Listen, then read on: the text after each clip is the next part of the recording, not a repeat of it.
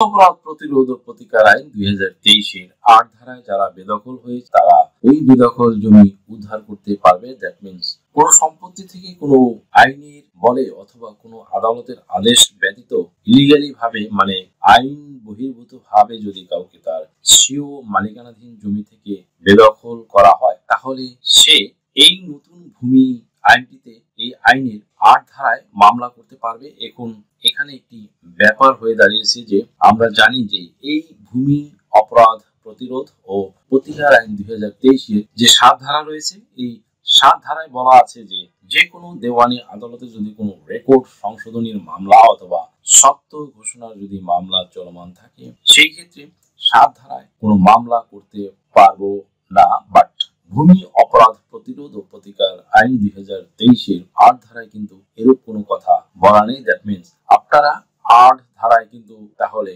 নির্দ্বিধায় বাধা বন্ধনহীন ভাবে মামলা রুজু করতে পারবেন। এবং এখানে আরো একটি বড় বেনিফিট হলো এই যে আপনাদের যদি দেওয়ানি আদালতে চলমান কোনো মামলা থেকেও থাকে সেই ক্ষেত্রে কিন্তু আপনারা এই ৮ ধারায় মামলা করতে পারবেন। দ্যাট মিনস ৮ ধারায় মামলা করতে পারবেন। এক্ষেত্রে দখল পুনরুদ্ধারের মামলা করতে আপনাদের কোনো অসুবিধা বা বাধা নেই। এখানে ক্লিয়ারলি বলা আছে যে তবে 4টি কন্ডিশন আছে। এই ক্ষেত্রে কন্ডিশন বা শর্তগুলো এখন আপনাদের সামনে কনসিস্টেন্টলি ডিসকাস করব। প্রথম শর্তটি হচ্ছে আবেদনকারী দ্যাট মিনস যে বেদখল হলো সে অব্যাহত পূর্বে অর্থাৎ রিসেন্টলি উক্ত সম্পত্তি বেদখল হয়েছে এরকম কোনো ব্যক্তি এই আইনি মামলা করতে পারবে। সেকেন্ড থিং দ্বিতীয় শর্তটি হলো এখানে বলা আছে যে দখলীয় ভূমি হতে কেউ বেদখল হলে অর্থাৎ এই ধারাতে কোনো ব্যক্তি দখলে থাকলে সে যদি ওই দখল থেকে বেদখল হয়ে থাকে তাহলে কিন্তু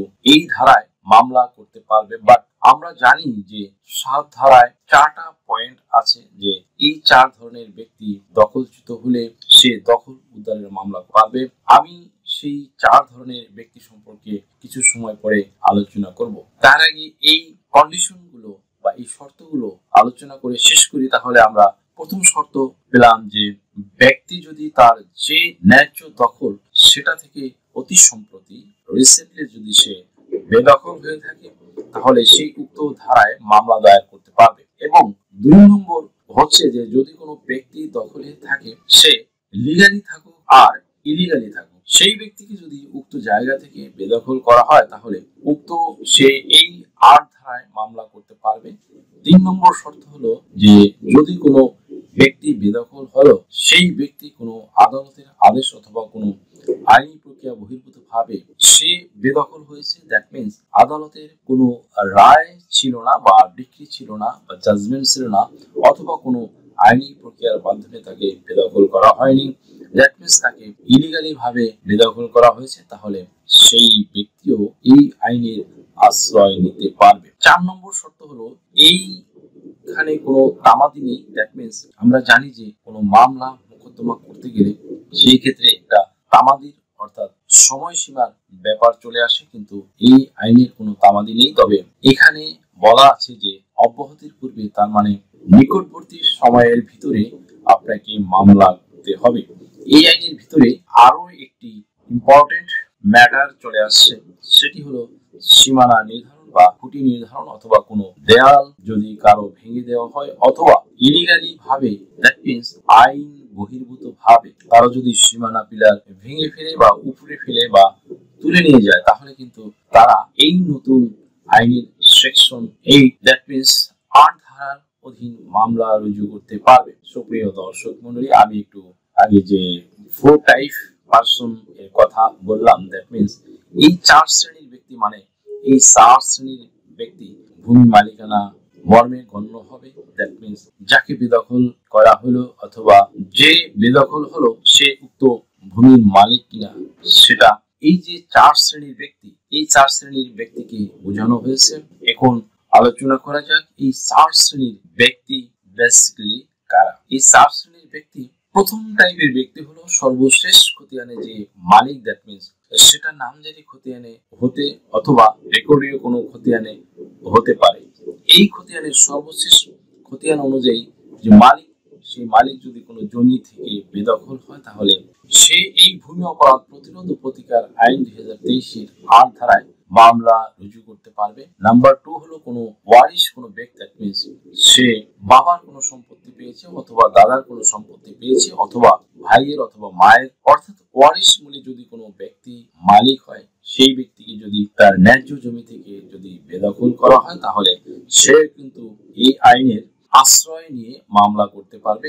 নাম্বার 3 হলো সর্বশেষ খতিয়ান অনুযায়ী যে ব্যক্তি মালিক হয়েছিল অথবা ওয়ারিশ মূলে যে মালিক হয়েছিল তার কাছ থেকে যদি কোনো ব্যক্তি উক্ত সম্পত্তি ক্রয় করে তাহলে সেই ব্যক্তির ওই আইনের আন্ডারে মামলা করতে পারবে। দ্যাট মিন্স ওই ব্যক্তি যদি উক্ত সম্পত্তি থেকে বেদখল হয়ে থাকে তাহলে সেই ব্যক্তিও এই আইনের মাধ্যমে মামলা রুজু করতে পারবে। এবং সর্বশেষ কোন ব্যক্তি যদি কোনো আদালতের ডিক্রি পায় অথবা আদালতের ঘোষণা আছে তার পক্ষে যে উক্ত সম্পত্তি সে মালিক, এইরকম ব্যক্তিকেও যদি উক্ত সম্পত্তি থেকে বেদখল করা হয় তাহলে ওই ব্যক্তিও এই ভূমি অপরাধ প্রতিরোধ ও প্রতিকার আইনের 8 ধারার অধীনে মামলা রুজু পারবে। প্রিয় দর্শক মণ্ডলী, তাহলে আমরা পেলাম যে 8 ধারা অনুযায়ী যদি কোনো দেওয়ানি আদালতে যদি কোনো মামলা চলমানও থাকে তাহলেও কিন্তু সে এই ধারায় মামলা রুজু করতে পারবে।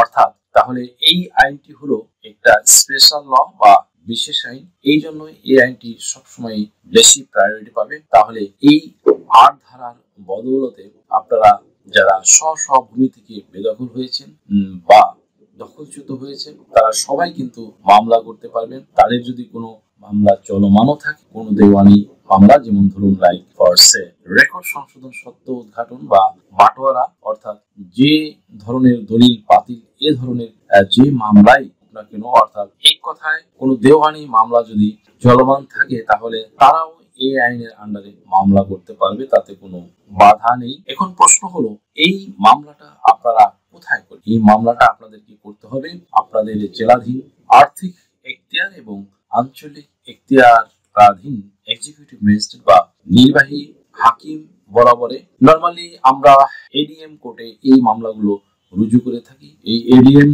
কোর্টে আপনারা এই মামলা রুজু করে আপনারা এখন থেকে বেসিক্যালি যারা অবৈধভাবে দখলদার তাদেরকে আপনারা উচ্ছেদ করতে পারবেন। এখন এখানে আরো একটি ইম্পর্টেন্ট এলিমেন্ট রয়েছে, সেটি হলো যে এই ভূমি অপরাধ প্রতিরোধ ও প্রতিকার আইনে কোন আপিল ব্যবস্থা নেই। দ্যাট মিন্স যারা দখলে আছে অথবা বেদখল হয়েছে তারা দখলে গেলে যে এই আইনেও কোনো সুরাহা পেল না, সেই ক্ষেত্রে আপনারা আপিল করতে পারবেন। এই ক্ষেত্রে আপনারা সংবিধানের 102 অনুচ্ছেদ অনুযায়ী হাইকোর্টে আপনারা এই ক্ষেত্রে আপনারা সংবিধানের 102 অনুচ্ছেদ তথা the constitution of the people's republic of Bangladesh এর 102 অনুচ্ছেদ অনুযায়ী হাইকোর্টে আপনারা রিট পিটিশন করতে পারবেন অথবা দেওয়ানি আদালতে আপনারা মামলা করতে পারবেন এবং এই দেওয়ানি আদালতে মামলা করে আপনারা কিন্তু আবার প্রতিকার পেতে পারেন। তাহলে আমরা দেখলাম কি যে এই নতুন আইনে যদি কোনো আপিলের বিধান নাও থেকে থাকে তাহলে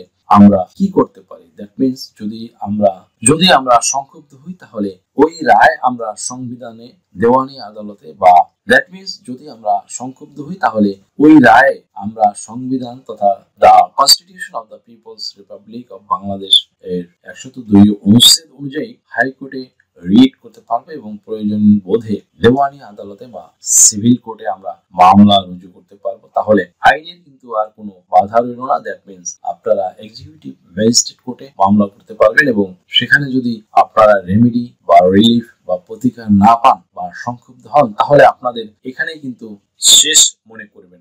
আপনাদের আরো সুযোগ রয়েছে।